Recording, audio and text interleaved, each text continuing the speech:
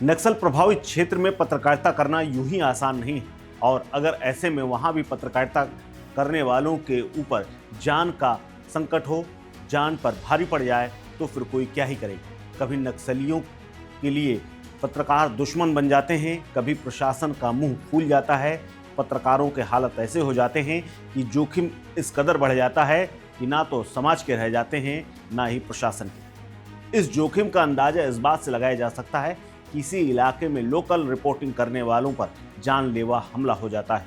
बीजापुर में मारे गए पत्रकार मुकेश चंद्राकर की मौत करप्शन के खिलाफ आवाज उठाने के कारण हुई और इसीलिए उसके माथे पर सीधे कुल्हाड़ी से वार किया गया।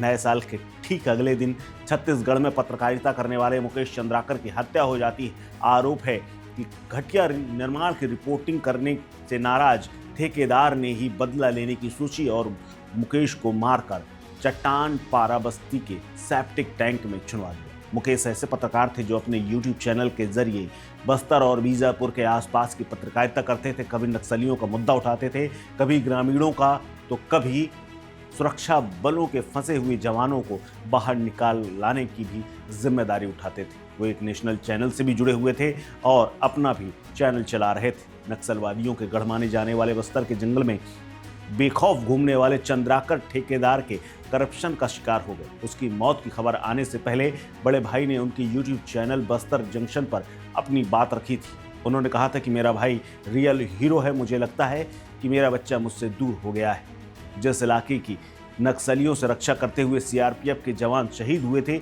उसी रास्ते को बनाने के लिए इस ठेकेदार ने घटिया निर्माण किया था।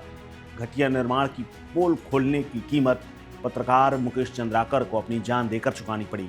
मुकेश ने बस्तर के माओवादी प्रभावित क्षेत्र में घटिया सड़क निर्माण की रिपोर्टिंग की थी। इस रिपोर्टिंग के कारण ठेकेदार के खिलाफ सरकार ने जांच शुरू की थी। जांच के बाद ठेकेदार पर दबाव था कि उस सड़क को, जिसकी तस्वीरें आप इस वक्त देख रहे हैं, उसको दोबारा बनाया जाए।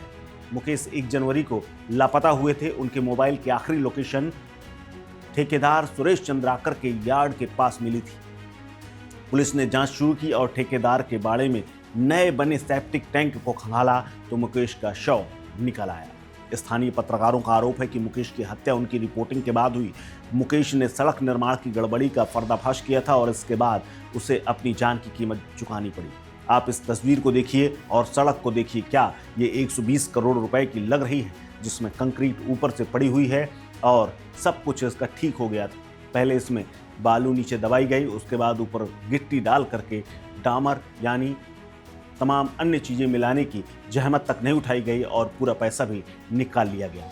मुकेश ने लापता होने से ठीक कुछ दिन पहले ही 120 करोड़ रुपए की इसी सड़क के भ्रष्टाचार की रिपोर्टिंग की थी।